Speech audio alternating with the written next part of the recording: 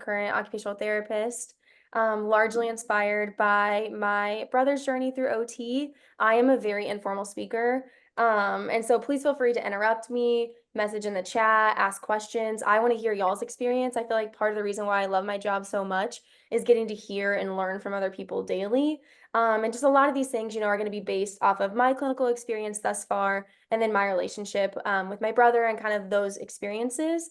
So being that occupational therapist, I want to make sure that this is as functional as possible. So this is going to be a lot of things that you can just take and apply.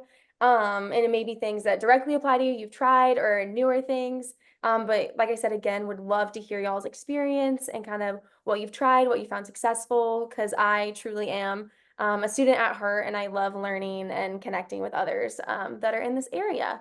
So here is some nice, just kind of like family photos of my family. Derek loves NASCAR races. If you were to ask him any kind of driver statistics, things like that, he could give them to you so quickly. But if you were to ask him my soccer number, which stayed the same from my little toddler soccer days all the way to college, he could not tell you my number at all. So he definitely has a super fixed interests. Today, Derek is in culinary school, and he has two separate jobs at different places within the culinary industry. He is super detail oriented, and so he will bring home the menu and he will memorize it. And then that presentation piece is something where he really has that strength. And so getting to kind of experience the world through this lens of being a sibling of someone with autism has really just like shaped the way that I practice clinically and just shaped the way that I view everything. I always joke that every single family photo we have is at the NASCAR races. And so you could probably line them up because that was just one of the things that he loves. And I know you would think with all of that like sensory input and all of that stimulation, that would be a place that he would avoid and not want to be with all those people and the loud noises. But we just grew up doing that, and that kind of initial exposure led to that love of it. And so it's something that we go to annually whenever it's here.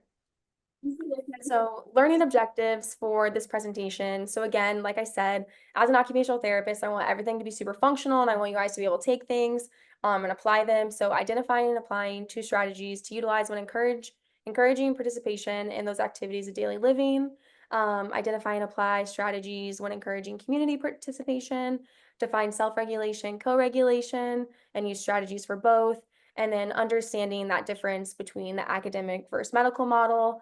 For OT service delivery, I am so blessed to have experience in both. And so, quickly learned that that model looks different depending on what setting you're in. So really want to kind of outline that. So session agenda, so we can kind of all just orient yourselves. I feel like this keeps me on track and keeps me from going on tangents. First, gonna start with that participation in ADLs, so getting dressed, hair brushing, teeth brushing, toileting, play. So all of those things that may evoke some of our bigger emotions, or maybe that we are gonna have more of those struggles with transitions. Participation out in the community, grocery stores, restaurants, and playgrounds. I actually work for a playground manufacturer as well. Landscape Structures. It is based out of Delano, and Delano is the type of small town where people only stop to go to the gas station, and that is arguably one of the best restaurants in the town as well. And so I've gotten to really dive into that playground world and use a lot of my clinical experience to kind of shape how we look at inclusivity when it comes to design. So I'm really excited to talk to y'all about that today specifically. And then that participation in school, successful transitions, IEP advocacy, and then kind of just wrapping it up nicely with some questions at the end. So first, activities of daily living. These are going to be our things that we need to do every single day to be successful. So going to school, children's main occupation is play. So playing, maybe going to daycare, getting dressed, brushing teeth, mealtime, things like that.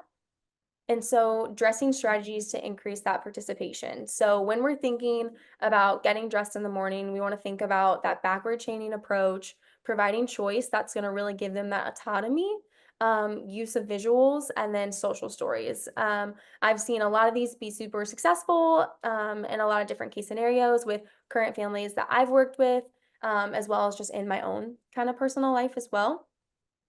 So that backward chaining, this was a recommendation that I actually received from the STAR Institute.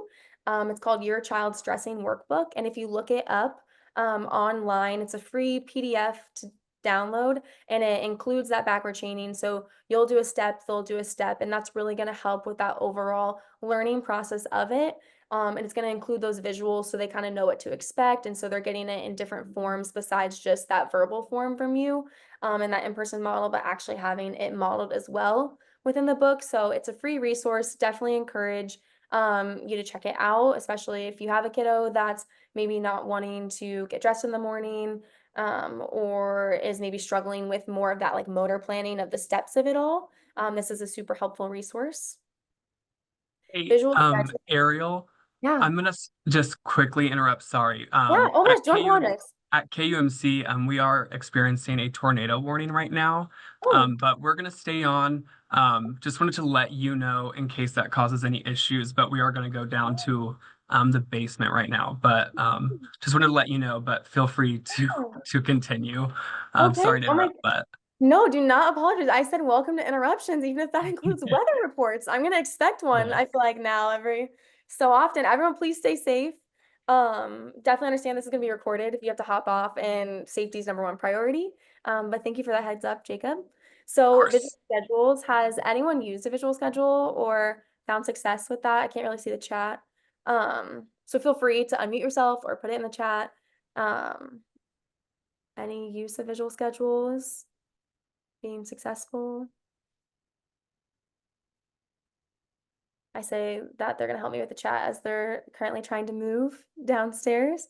So we'll kind of just dive right into that. With visual schedules, this is gonna allow kids to kind of give that autonomy, be able to choose, be able to know how they're dressing. I've seen a lot of kids who they prefer to wear long sleeves, and they're like, well, why can't I wear long sleeves when it's like 90 degrees outside? And so this is gonna kind of help just knowing how to dress for the weather and what you kind of need. Again, helping with that overall motor planning, helping with kind of just that pacing of it all. Oh, I can see the chat. I use them every day. Perfect, perfect.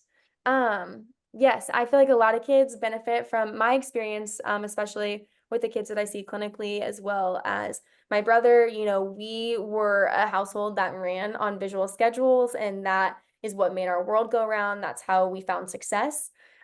Just because that unpredictability, that unknown of what was next, kind of just really caused bigger emotions and bigger feelings for my brother.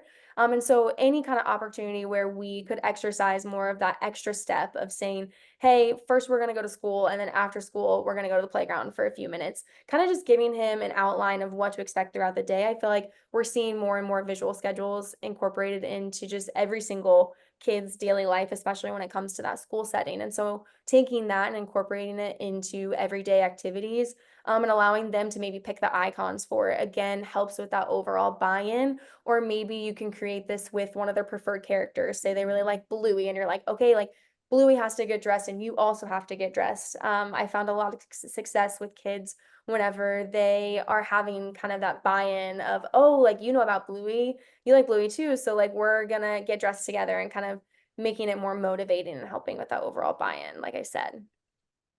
Videos, this is Pickle System, and so this is from YouTube. Can you guys see it still? Oops, I can look it up. It was working earlier. Sorry for my typo. So this is completely free, and they have a bunch of functional ADL activities.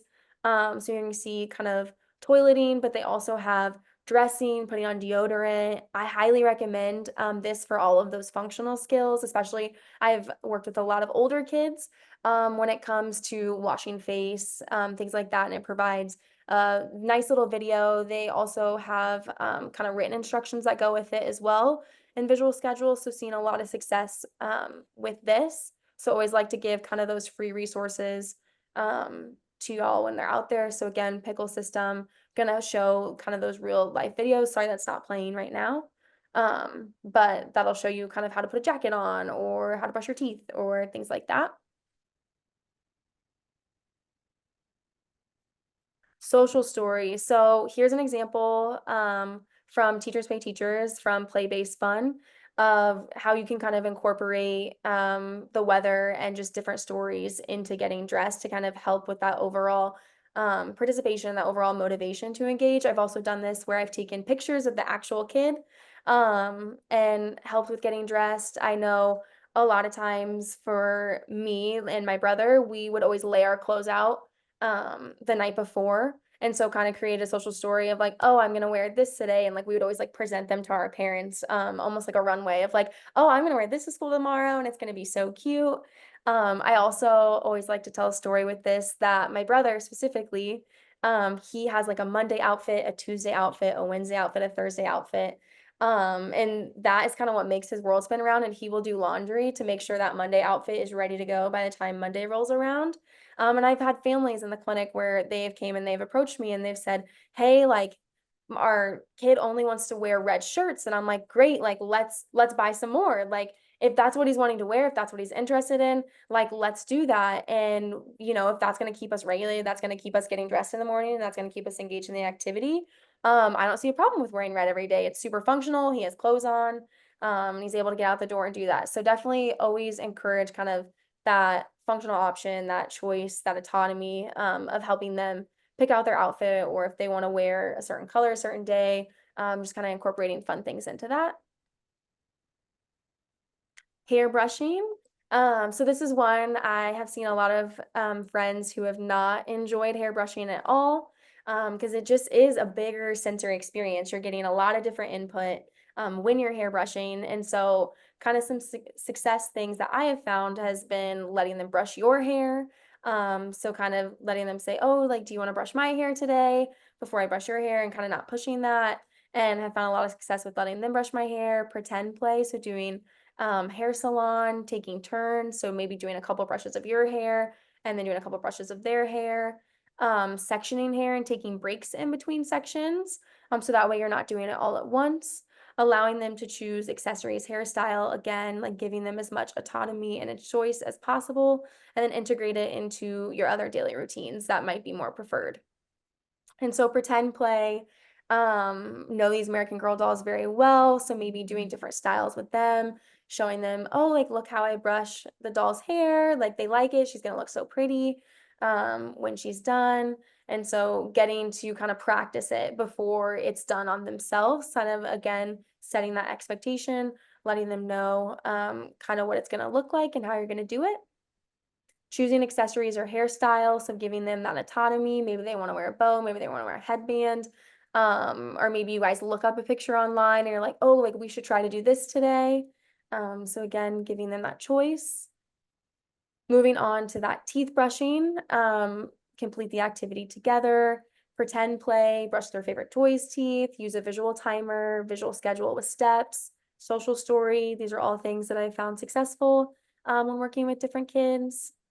So completing the activity together, that's creating a positive experience, that's bonding with them, creating a shared experience, that's going to have overall kind of positive feelings. For kids that are more nervous about the bristles, I've always recommended, you know, like taking the bristles and maybe brushing over their hand and then maybe their cheek, and getting closer to their mouth so they kind of know what to expect. I have had some friends who have really wanted like increased input when brushing their teeth, and these are our friends that I've seen where they are just like gnawing on that toothbrush. And so we've looked at electronic toothbrush options and found a lot of success with that. And so kind of giving them that experience somewhere else before having them brush it in their mouths, as well as completing the activity together, kind of that modeling, you showing them that this is a safe experience, this is an okay experience. Visual timers, here are some all that I have found that have worked with kids, and kind of giving them that autonomy, choosing their avatar. It has different fun things when they're brushing, showing pictures of their mouth. And so that way they kind of know that expectation of, oh, I'm just going to brush this side for 10 seconds, 20 seconds, whatever it is. And then they know that this activity is not going to last forever. There's a definite start and a definite end. Visual schedules. So here's one just from a quick Google search. Again, this is going to help with that overall kind of like motor planning of it, breaking down the steps. So that way they can kind of know what to expect and kind of see how to do it, and makes them more independent. As well as being functional with OT, one of our main goals is to really be independent and promote that independence. And so using things like visual schedules helps a lot with that independent piece, because they know the steps, it's breaking it down. A social story, so taking pictures of them brushing their teeth, of them smiling, brushing their teeth, doing different things, maybe doing different silly things while brushing their teeth. Maybe have them pick out the toothpaste they're using or the toothbrush. Again, just giving them that choice, giving that autonomy where you can. Toileting, this is a big one. So play in the bathroom, establish a routine, use a positive reinforcer, read a book about toileting, work on that interoception. So this is where I feel like I spend a lot of my time clinically working on potty training. And so we have a lot of kids that come in and they're just really afraid of the bathroom overall. And one of the main goals I feel like of potty training, of toileting, is you just really want to create a positive experience. So I've had clients where we do not want to sit on the toilet at all. That is one of our biggest fears. We get very worked up when we think about it. And so we started simple. We started by talking about the bathroom and modeling it through play. And then we started playing in the bathroom. So there was no demand to sit on the toilet or engage in any of the typical activities you do in the bathroom. We were just going to play in it. We were going to create that positive experience in the bathroom. So here again, kind of getting ahead of myself, just creating those positive experiences, taking toys that they enjoy, creating different play schemes, and then just increasing the demands as you go, not starting from you have to sit on the potty for 10 minutes or 2 minutes from the jump, if that's something that is a bigger emotion area for them. So breaking it down and starting with just creating those positive experiences. Establish a routine. So I've had families where we've been potty training for a little bit, it's not going too successfully. And so then we start implementing a routine. And so you see it a lot through the kids that have the potty watches and things like that, where they'll go every 30 minutes or every hour. And that kind of just helps build up that awareness of, oh, this is what it feels like when I have to go to the bathroom, because they'll notice a difference in the times they do use the toilet versus when they don't, kind of just establishing that overall awareness. Use positive reinforcers. So this can be small things like stickers or M&Ms. Again, creating those positive experiences when we're in the bathroom and we're doing toilet training. Use books. This is going to normalize it. I feel like a big book at our house was Everybody Poops. I feel like we read that every single day. And you know, there's a lot of friends out there that are constipated. And so just normalizing that, you know, everyone goes to the bathroom, mom goes to the bathroom, dad goes to the bathroom, siblings go to the bathroom. And so it starts with kind of books, and that kind of takes that demand off of them of like, oh, I have to figure it out. I have to do it. Like, oh, maybe Johnny in this book, like he's going to the bathroom. Like, that's so cool. Maybe I should try that, things like that. And then again, whenever we're talking about toileting, interoception is going to be one of our big senses for this.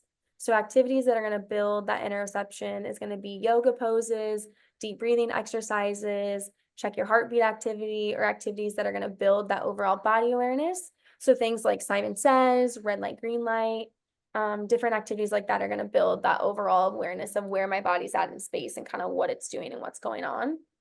So yoga poses, you can just look up yoga poses for children, and different ones will come up. I've seen a lot of these yoga poses be themed around like holidays. And so they make their body look like maybe like a shamrock for St. Patrick's Day. Or I've seen the animal poses where they make their body look like a frog and do different things to pretend to be silly and pretend to be different animals. And that kind of helps with that overall buy-in when it comes to doing different yoga poses. Deep breathing techniques that I've used a lot. Rainbow breathing, roller coaster breathing, lazy 8 breathing, belly breathing. And so here is deep breathing rainbow. This comes from Regina Parsons Allen at Coda Life. And you can download it, Teachers Pay Teachers. And so you breathe in for the red, breathe out on the orange. I think this also helps because a lot of times I feel like you tell kids to take a deep breath. They're like, yeah, right, like go take a walk. But you know, giving them this visual, I think helps with kind of that overall planning of it. And they like looking at it, and it's visually appealing, and kind of promotes that engagement, promotes that buy-in when it comes to those deep breathing exercises. Roller coaster breathing, I've had a lot of kids, a lot of my older kids really like this one, where you just kind of trace your hand and it turns into a roller coaster. Again, here's a link to it to download. Lazy 8 breathing, so breathe in on one side, breathe out on the other. I found that visuals really help when it comes to breathing exercises. It kind of takes that very like abstract of doing deep breaths and makes it more concrete, providing that visual so they're able to follow it. Does someone have a question? I thought I heard something. No questions. No? Okay, perfect. You're good. Belly breathing, so this is where you're gonna put your hand on your chest and your hand on your belly. I always like hype it up like, it's like a cool science experiment. We're gonna see like how our bodies expand and move and like kind of try to tell the difference whenever their belly goes out versus going in. And a really cool sensation for kids, that they don't think about. This is one that I feel like I find really grounding, and it's one that I do before I'm about to go into stressful situations. And so definitely belly breathing, seen a lot of success. I've also seen, I didn't include it on here, but tunnel breathing, where you put your hands over your ears and then you take deep breaths and it kind of sounds like you're going through a tunnel. So again, just providing more touch points for sensory things kind of help ground you, help bring you back. And then accidents will happen during toilet training, and that's totally okay. That's why it's a learning process. And so just knowing that, you can make so much progress and an accident may occur, but that doesn't derail everything that you just did. And to keep with it and keep those routines, keep persistent, keep using the things that work. So bathing, showering, some helpful things that I found for a lot of friends that don't really enjoy bathing, don't really enjoy showering, using bath bombs, doing themed bath times, so incorporating preferred characters and play schemes, using interactive toys and components, have them choose the shampoo, body wash, etc. Just again, helping with that autonomy. So interactive bath toys, things like this, where they have to use their brain to kind of figure it out. And it propels, and it's kind of cool because it does different movements when you put the water in different ways if you move it faster, move it slower. So kind of becomes a like distractor for them, and they're like, oh wow, like this is super fun, like I'm in the bath, and kind of gets them in and invites them in to bath time. Mealtime, so exploring food through all of the five senses, having themed dinners, encourage help with food preparation. So incorporating all the senses into mealtime. So we want kids. I always joke with my parents, one day when I have children, I feel like my dining room, my kitchen is going to be a mess because we are going to be elbows deep in like the mashed potatoes, building like volcanoes, things like that out of it. And that again just creates more sensory experiences, sensory exposure, creating those positive experiences when it comes to that mealtime. And so we want them to experience it. When I do feeding therapy with kids, we start by playing with it with our hands. And then I'm like, oh, wow, I'm going to do something silly. Like I'm going to touch the apple to my mouth and I'm going to make it a smile. Or I'm going to make the grapes my glasses. And so I'll touch them to my eyes. So just touching it to different touch points on my face or throughout my body without that demand being of chewing it, swallowing it, taking a bite. So theme dinners, super fun. I am not super creative or that good of a cook, but if I was, this would be like my number one thing. So incorporating just different themes into it. I've seen where families have hosted like tea parties, and have found a lot of success, or they've had a whole theme of it was dino themed. And so then they brought out the toy dinosaurs and they like brought it into the play scheme, just had different themes, or they've done it where they've ate outside and they've like made it more of like a campfire, a camp theme. So don't underestimate like bringing in kind of those playful aspects when it comes to encouraging mealtime participation. And then helping with that meal preparation. Kids are naturally curious. They want to know what you're doing. They want to be peering over your shoulder. And so buying utensils and things that are safe for them to use and helping them kind of be in that meal preparation process is going to help, because then they're going to feel that success of saying, oh, hey, like I helped prepare this. Like, I wonder what it tastes like. Maybe I should try it. And kind of gives them more of that buy-in when it comes to that mealtime participation. Play. So follow their lead, use their preferred different interests, model expansion of play schemes, incorporate sensory experiences into play. So maybe one of my favorite ones that I have done a lot is we'll play with shaving cream and we'll pretend it's a car wash. And so we'll have our cars go through the mud, which is the shaving cream, and then we need to wash them off with water. And that creates a fun experience. And that way we're getting that sensory experience, and then we're expanding on our play scheme. And then I've had kids where they're like, oh, like, you know what, instead of a car wash, let's pretend it's snow, and we'll pretend that we're piling the snow off the roads because it had snowed earlier that day.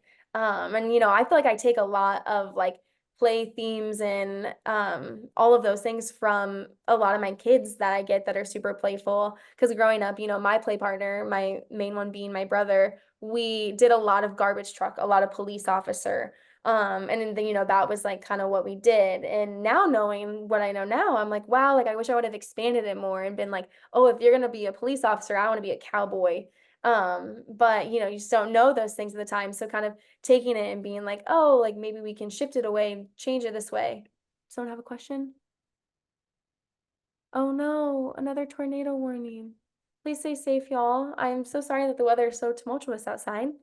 And then narrate the play scheme to encourage that communication. So a lot of times when I'm with kids and I am working with parents and we're working on play, I'll tell parents to kind of narrate what they're doing, to help with that overall just communication and kind of ideation of play schemes. It sounds like super silly at first and you feel silly doing it, like, oh, Peppa Pig's here for the birthday party. I'm gonna walk through the door. I'm gonna do this, but it really does help, and gives them ideas, and they're seeing you model it in, then they're wanting to buy in and they're wanting to do that modeling and they're wanting to kind of have the same ideas that you're having and share that space with you. Okay, now the community. So this is going to be grocery stores, restaurants, and playgrounds. So grocery stores, I was very fortunate when I was in the clinic. We had a grocery store not too far away. So this was something we could functionally practice all the time. And one of our main things that we would do is we would look at pictures of the store ahead of time, so we knew what to expect, what it was going to look like, inside, where the doors were. We would divide the grocery shopping into sections. So maybe this first time we would go and we would only get things in the fruit section, because if we looked at the rest of it, it was just too visually overwhelming. There's too many people, too much stimulation. So we would only go and we'd go in the fruit section, we'd get a couple things, and then we'd leave. And so we'd break it up just into sections like that. Create a visual list. I feel like kids love checking off lists. You can create on your phone. I know the Notes app, they have the little circles now where you can just tab it off.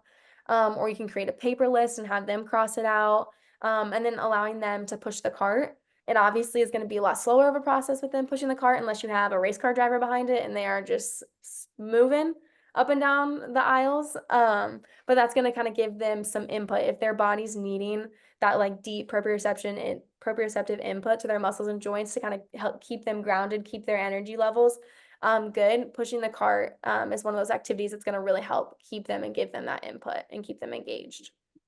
And so using a visual list, so kind of just some ideas of what it could look like.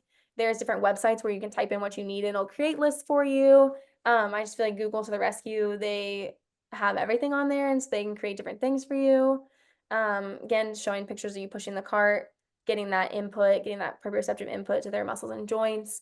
Going to keep them engaged, keep them regulated while they're shopping. Restaurants. So pretend play, look at the menu ahead of time, bring an on-the-go bag. So that pretend play, having a family meal time that's going to simulate a restaurant.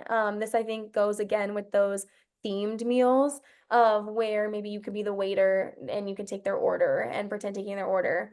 My brother, when he goes to restaurants, he writes on an index card and that's how he orders.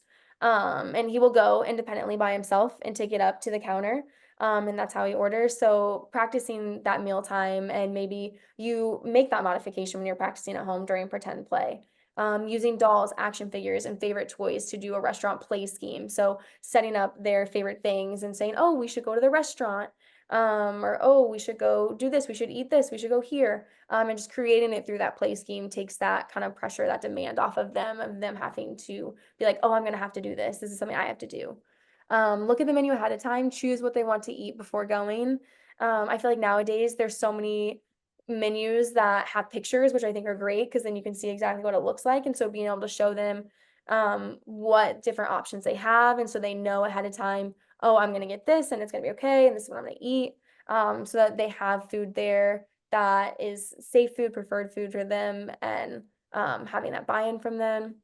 And then bringing that on the go bag. So pack favorite books, toys. I've seen fidgets in different on the go bags. I've seen Play-Doh or putty. One of my favorite on the go kind of activities would be Play-Doh and putting beads in it and having them go on like a treasure hunt to find the different beads. That just really keeps them motivated. It keeps them engaged and they love looking for the beads. And even after we find them all, they're like, okay, rehide them and we'll do it again. So that's one of my favorite things that I have in on the go bags when I'm working with clients, or stickers, coloring sheets, things like that are going to kind of engage their hands, keep them busy while you're at the restaurant.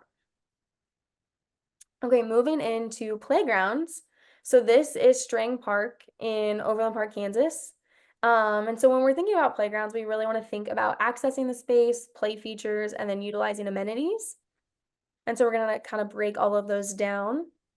So accessing the space, we want to look for information on how to get there, parking options, hours and busy times, play features, amenities, map of the park, sensory-friendly programs and events. And a lot of this is going to be found on their website. This is from Raccoon River Park, which is in Des Moines, Iowa. In their website, they have it outlined of kind of what kind of sensory programming they have, what their parking looks like, and they have a nice like aerial view. This is going to get them super excited of like, oh, I can't wait to go on that big climber. I can't wait to do this swing while I'm there. I think websites to the rescue. I feel like you can find so much key information, and this is going to really help you kind of plan that visit, kind of know what to expect when going. Examine that parking, crosswalks, sidewalks to access the park and develop a plan. One of my main recommendations that I always give to designers and Parks and Rec departments when we're thinking about accessing the space is, when we have a parking lot that has to cross a street to get to that playground, we want to make sure that there's no trees or bushes in the way because we have a lot of friends that are going to be super excited. And as soon as they see that playground, they're going to run and they want to go to it. So that's something that I'm always giving feedback on. We don't want those plantings there because we want to make sure clear access for drivers and for kids so you can see. And you want to make sure if you have a friend that is one that's going to run and get super excited that we're finding parking, maybe we drop off and one of us goes and then the other one parks the vehicle. So that way we're all remaining safe in that space. And then moving into that play environment, this is a playground in Clement, Colorado. And so when we're thinking about overall play environment, when we're thinking about inclusivity, our company tends to break it down into cognitive features, physical features, social features, and sensory features. And so when we're thinking about good design of a good playground, we want something to be there that's going to speak to all four of these different quadrants. And so we also want to make sure that we are creating developmentally appropriate play. So we want to make sure we're meeting kids where they're at, and ensuring that they're going to have something that is going to be that just right fit and going to create that little bit of challenge for that learning. And so I always really like telling families, parks to not discount those play panels. I feel like there are some such cool play panels out there today where you can kind of trace the alphabet like this one here, or you can move this rocket to the different planets, or this panel up here really promotes that language and literacy. And it's like, let's talk about bedtime, and there's different questions and different words that have that bedtime. And so I feel like panels are super great whenever they are intentionally done. And you can see kind of in the background behind this play panel, there is different visual panels, there's different steering wheels to kind of create that pretend play and set up that play scheme. And so there's a lot of good cognitive benefits that can come from those play panels. And then looking more at the physical qualities, physical access, balance and coordination, motor planning, fine motor skills, strength. So we want to make sure that we're looking at all of these when we're looking at the play space and creating those opportunities. And so climbers and towers like these are great because it's going to speak to a lot of different access levels. For me, on the playground, I didn't really get to go and engage too much because playgrounds are super exciting and super emotion inducing. And, there weren't spaces to go and kind of take a deep breath and take a break. So I think it's so great now to see kind of how design has evolved. And we get structures like this that are going to have a variety of different components to it. And up here in the top of the tower, there's actually little swing seats that are bolted in on all sides to where you can get that kind of rocking motion. You can kind of take a break. And it's shaded and it has like reduced auditory, reduced visual input. And so we're seeing more and more of these towers become super popular. At 1:30 tomorrow. Oh. And the reason why I asked is because Jennifer and I are Sure, going you're to muted, please. registration.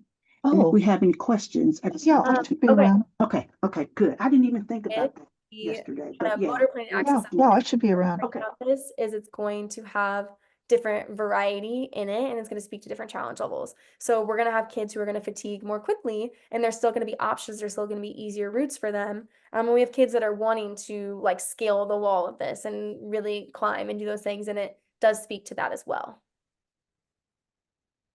And then sensory, Main thing here is we really want to provide diverse sensory experiences. And that really is going to start with our auditory, tactile, visual, smell, and taste. And those are our 5 senses that are traditionally taught in school. And so I think, that auditory piece, I always recommend using that as a transition item. So if you do go to a playground and it does have some auditory pieces in it, I always recommend, like maybe we're going to play on the playground for 30 minutes and then I'm going to give them a 10-minute warning and a 5-minute warning. But when I give them a 5-minute warning, I'm going to say, hey, like when there's 5 minutes left, like I want us to go and I want us to look at the super cool drum or look at the super cool chimes. And that's what we're going to look at before we leave. And kind of just like a step down from that activity level. So they're not going from like super amped up, super high energy to just going directly to the car. We're still at the play space. We're still engaging in it. And I've seen a lot of success with using that kind of as a transition item away from more of those bigger play elements. Tactile play, we can get this through roller slides, through different panels, have different textures, visual, the way that the light's filtering through the marbles is going to look cool, look different. And then smell and taste. Some parks lately have been really wanting to hone in on this and putting different plantings off to the side and kind of using that as a pinpoint of education and kind of more of that naturalistic nature play. And then here we're going to get into more of those hidden senses. And so interoception, those internal signals to our body. So that's going to be our thirst, our hunger, if we have to go to the bathroom, if we're tired, things like that. That's one of our hidden senses that we touched on earlier when it came to toileting. Another one of them is going to be vestibular. So that's going to be our movement, gravity, and balance sense. And a lot of times we're going to get this through swinging, spinning, sliding. It's going to get a lot of good feedback. So we have kids that this is something that they really seek this for regulation. And you guys know which one I'm talking about, the kids that are out there about to like spin themselves into orbit because they just need to get all of that kind of energy centered, center focused and get it out. And then we also have friends that are going to maybe want more of that linear swinging back and forth.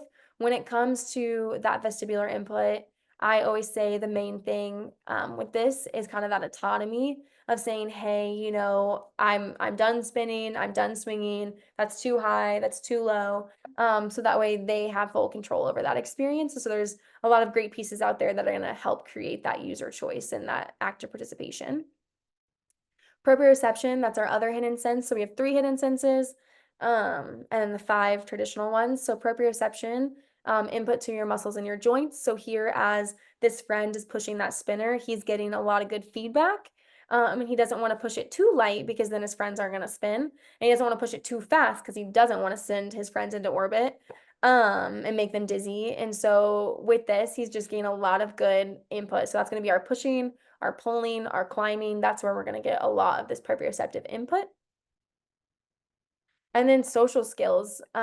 We really want to create opportunities for all kids to connect because that is truly super empowering. And so providing elements that are going to really work on that cooperative play, like this one down here on the bottom right or in that top right corner of kind of that seesaw where friends are all cooperating to get it to move, is going to really promote that social engagement.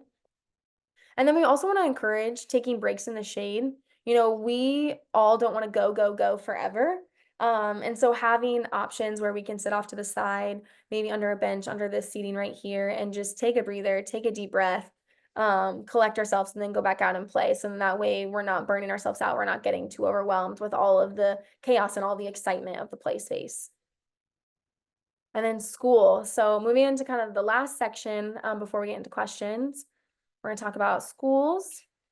And so summer, perfect timing with the transition right into summer. I always recommend to all of my families trying to keep a normal routine. So keeping that wake up, the nighttime routines, structured activities as consistent as possible. And then checking out local learning opportunities. In the Kansas City area, there's a lot of great camps, Wonderscope, Science City, Union Station. All of them have a lot of great, cool things going on to create those learning opportunities. So I recommend checking them out. A lot of outpatient clinics as well. I know have different summer things running. So trying to keep that routine as much as possible is what I really recommend when it comes to summer. And you don't have to put them in something to keep that routine. You can do things at home.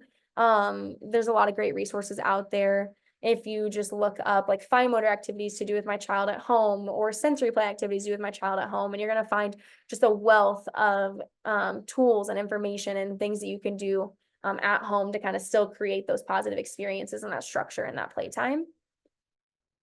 Back to school, social stories. So letting them know like, hey, school time's coming up, like let's make a story about this next school year, and you can put your teacher in there.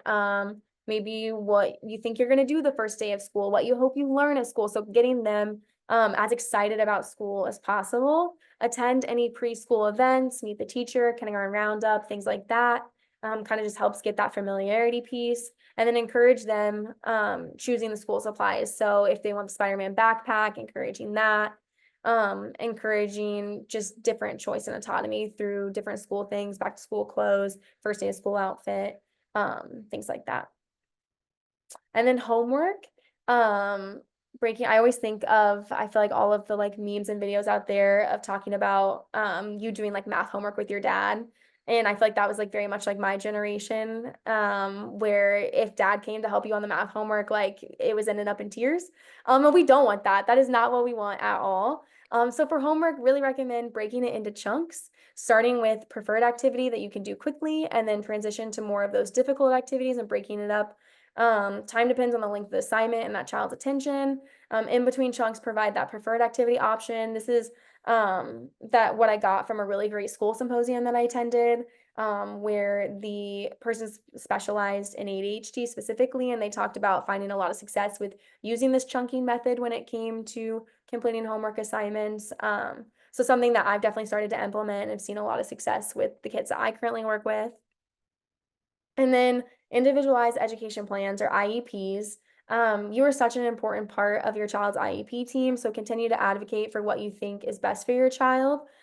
With that difference between that medical model versus the academic model, with all of our goals for OT, when I was an outpatient, I could treat kids for a wide variety of things. It truly was really dictated by insurance and what parents were wanting for their goals, functional goals. But in that school setting, a lot of it is academic based. So we are here to make sure and to set kids up for success within that classroom setting. And so realizing that, we are looking at all these factors, but we ultimately are thinking about that overall classroom success, that academic success. Do they have access to that curriculum? Are they able to remain in the classroom and engage in that with their typically developing peers? And so that's kind of that main difference. But again, coming with those points, I always love when I'm in IEP meetings, and it truly feels like a team effort. We are all on the same team. We all love this kid so much. We really want what's best for this kid, and continue advocating for your child's needs. My mom growing up, I remember I could always tell when it was IEP season because she would always just be in tears all the time because she just wanted to advocate and she truly wanted what was best. And so I truly applaud everyone that goes in, because your child the best and you know what they need, and so continue being that advocate. And if no one told you that you're doing a great job, like I just take it from me. I don't know any of you personally, but I believe you going in there advocating for your child will always be the right thing to do. And then finally, a lot of the things that we talked about may cause some bigger emotions, some bigger feelings in your household or clinic or setting or wherever you're at. So kind of just briefly touching on that emotional regulation piece. And so starting with that co-regulation. So this is where a friend, a caregiver, family member, or therapist notices maybe we have flushed face, maybe increased volume, bigger emotions. And we're going to meet that child where they're at and provide that safe space. One of the main things about regulation is, you can't expect to regulate someone else if you're not regulating yourself. And, this is something I constantly have to remind myself of, taking that deep breath, taking that second, collecting my thoughts, being like, okay, I got this, I can do this, I'm going to be this space. Because kids can definitely sense that energy, and they can sense when you are not regulated and you're having that off moment. So taking that time for yourself and, meeting them at their level, reducing that verbal input, not asking them a million questions about what happened, what's wrong, things like that, because that's just going to overwhelm them even more so. And then all of those co-regulation experiences that we have and all of those positive experiences that we get from that co-regulation is going to inform our own self-regulation abilities. And so that's going to be able to manage my own emotions and energy states. So, what works for me is not going to work for you. We're all sensory beings. At the end of the day, we all have different sensory preferences of what we want. So for me, I really like taking deep breaths. I really like journaling. I really like a weighted blanket. That is what keeps my world spinning around. That's what keeps me kind of regulated, keeping me engaged. And so thinking about that, helping kids build this toolbox and this toolkit by modeling that yourself.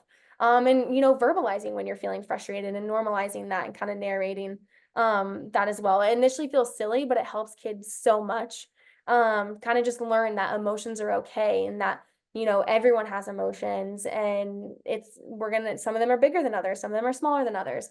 And we're going to be able to get back to that baseline, get back to that even level. And then you're not going to respond perfect every single time, and that's okay.